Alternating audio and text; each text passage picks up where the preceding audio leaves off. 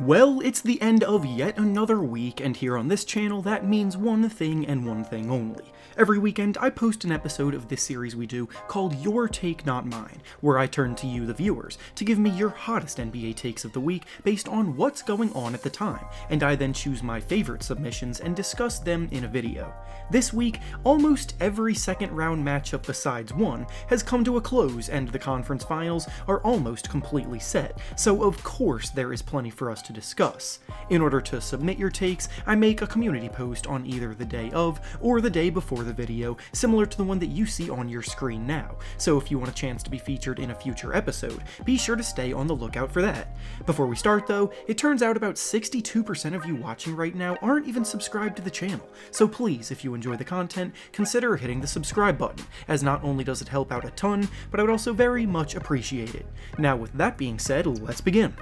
The first take we'll be discussing comes to us from Christian, and he says that Ben Simmons has peaked as a player. So it's pretty tough to ignore the fact that Ben Simmons has been one of the most scrutinized players in the entire league over the last week or so, as he's always been a polarizing player, and when his production dips, people are going to make sure that it's a trending topic. So many of the takes submitted this week were about him and his play, so I'll just address everything regarding him and his play this series in this response. Quite simply, his free throw shooting has been abysmal, and on top of this, on this big of a stage, it becomes even more apparent. The Hawks have successfully gotten themselves back into games by utilizing the hack-a-Ben strategy, and to be frank, that is inexcusable. One of the biggest knocks on Ben all these years has been his lack of aggression at times and his struggle to score the ball consistently because he tends to play very passive,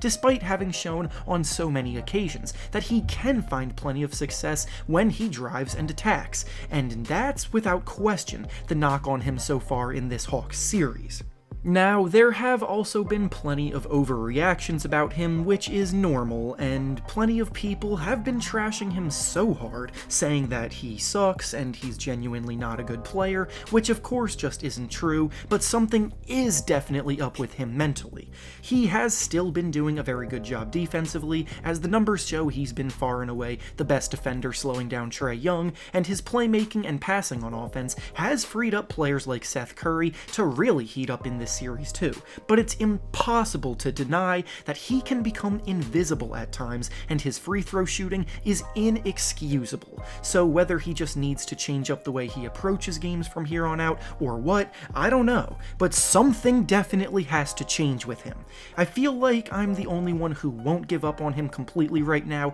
while everyone else has, but even I can't excuse some of the things he's doing right now either, so something has to budge.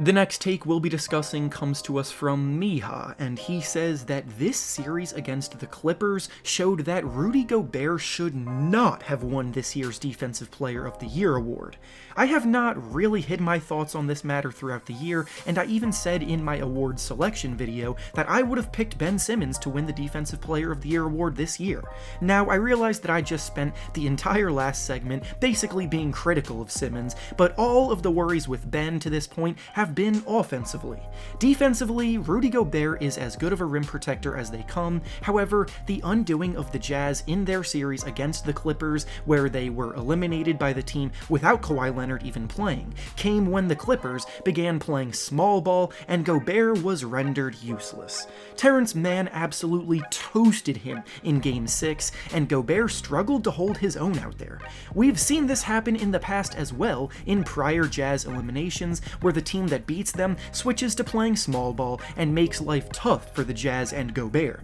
so this isn't even a new development. Ultimately, I do agree with the take at hand, despite the award obviously being based on the regular season, because this wasn't hard to foresee, and say what you want about Ben Simmons' free throws, but he's still out there guarding the opposing team's best player every night on defense. The Defensive Player of the Year award has, for too long, been an award that always seems to go to the best rim protector, and perimeter defense never really gets the respect it deserves, and now that it's once again been exposed how much guys like Gobert can be taken advantage of, I hope that changes in the future.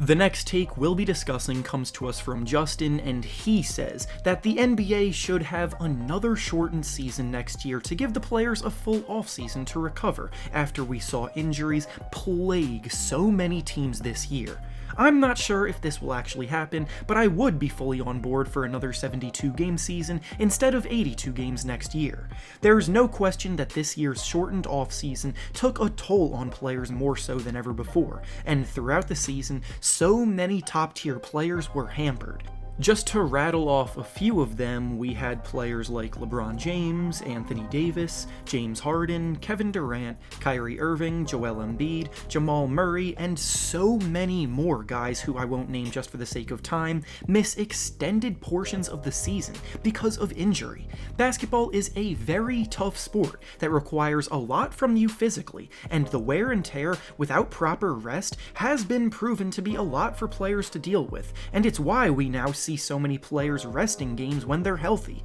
I'm not really a fan of the notion that this season has an asterisk on it though, because ultimately injuries are a part of the game, and injuries have held back teams in the past as well, so it is what it is. But it's hard to ignore the amount of elite players being held back in this postseason due to not being at 100%, and hopefully next year it will improve if they are given the proper amount of time in the offseason to recover.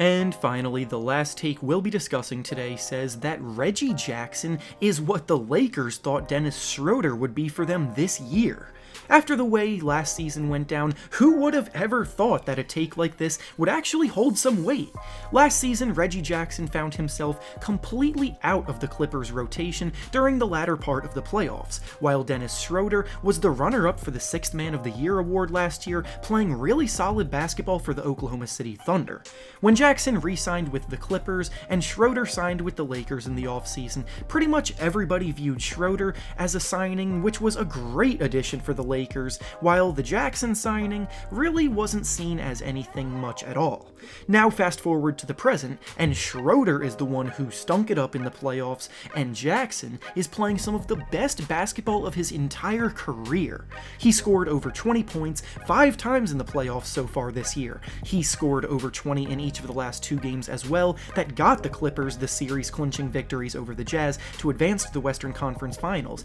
and his production helped them get there for the first time in franchise's history. Jackson is as good of an example of a redemption story as they come, and his ability to bounce back and embrace the moment has been crucial to the success of the Clippers this year. And with that being said, that's all I have for you today. Make sure to like the video, subscribe to the channel, and comment down below what you think about the takes we discussed. Thanks for watching, and I'll see you all next time.